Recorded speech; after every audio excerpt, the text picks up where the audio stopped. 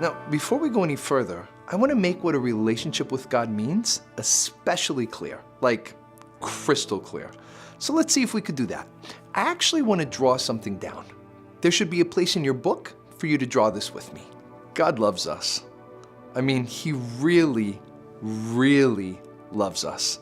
That's why He created us, so it could be in a relationship with Him forever. But then, well, we blew it. Ultimately, God's looking for two things from us: to love Him and to love others. Now, at some point in time, all of us have messed that up. We've all willfully done wrong, even knowingly so. Most of us probably had no idea the severity of what we did, but that doesn't change things. It actually broke our relationship with God in a pretty big way. Loving God and loving others is what we were created to do, so many of us pursue that path anyways. With God, we might try to fix our relationship through religion, or for others, maybe we feed the poor, give to charity, or perhaps just be kind to our neighbor. None of these are bad, but they also can't undo what's been done. They can't fix that broken relationship. You see, God's loving, but He's also just. And like any good judge, His job is to uphold the law. When this life ends, we have to stand before that judge, and there's only one penalty: it's death. Jesus describes that spiritual death as eternal separation from God, the only source of every good and perfect thing. That's what hell is. That would be bad news if that's all there was to it. But remember when I mentioned that God loves us?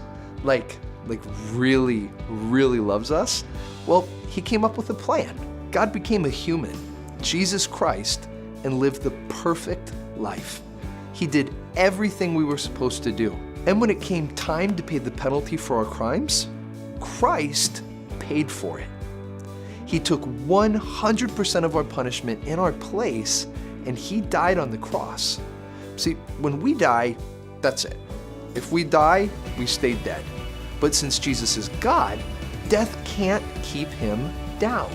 Jesus died, and 3 days later, He rose from the dead. So God is so brilliant. Instead of just forgiving us, He gives us the option of changing our relationship with Him entirely. He can be our judge, or He can be our Father. That's why the Apostle Paul can tell us in Romans 8:1 that if we've accepted Jesus, there's no judgment for us anymore. No more creation-judge relationship. Now it's all parent-child. See, as good as the first might be, a legal-based relationship can't compare to a paternal one. They're worlds apart. They're supposed to be. But you see, knowing isn't enough. The devil himself knows all this. Better than I do, actually. Just knowing, well, it's like standing on the other side and looking over. That doesn't actually do anything. To become God's child, we must receive Him. We do that by sincerely asking Jesus for His leadership and forgiveness. Once we do that, we immediately cross over and enter into a paternal relationship with God that lasts forever. Now, I know this might be a lot to take in, especially if you're hearing this for the first time, but I want you to take a look at the drawing you just made. Where would you mark yourself? Would you be someone over here? This would be someone who asks Jesus for His leadership and forgiveness and is in that parental relationship with God. Or maybe you draw yourself over here on the edge. You're thinking about it, maybe you're even ready to cross over, but you haven't yet. Or perhaps you're someone way over here and you don't want anything to do with God. Take a look at your drawing and make a little X wherever you think you draw yourself. Then turn the page over. Go ahead and do that now. I'll give you about 5 seconds.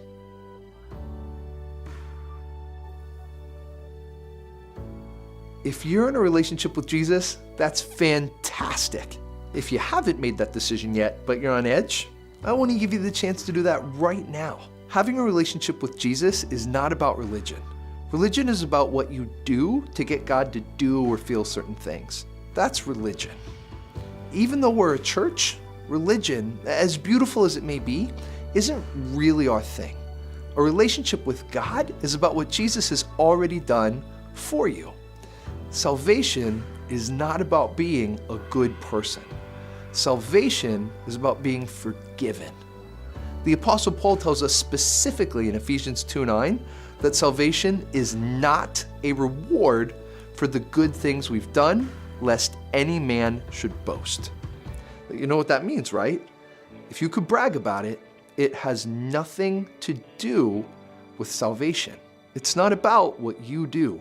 It's about what Jesus has already done for you. If you want your relationship with God to change from judge to parent, you do that by sincerely asking Jesus for his leadership and forgiveness.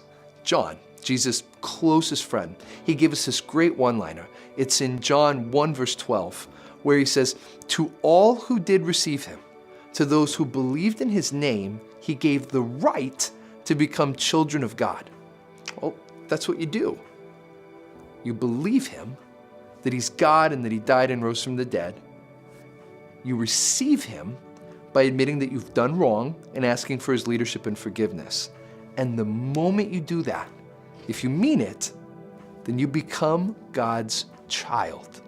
Jesus describes this as a literal spiritual rebirth that's so powerful, your eternity with God in heaven, it's guaranteed. Again, if you believe that he's God and that he rose from the dead, and you receive him by admitting that you've done wrong and are asking him for his leadership and his forgiveness, you will be saved. Believe, receive, and become.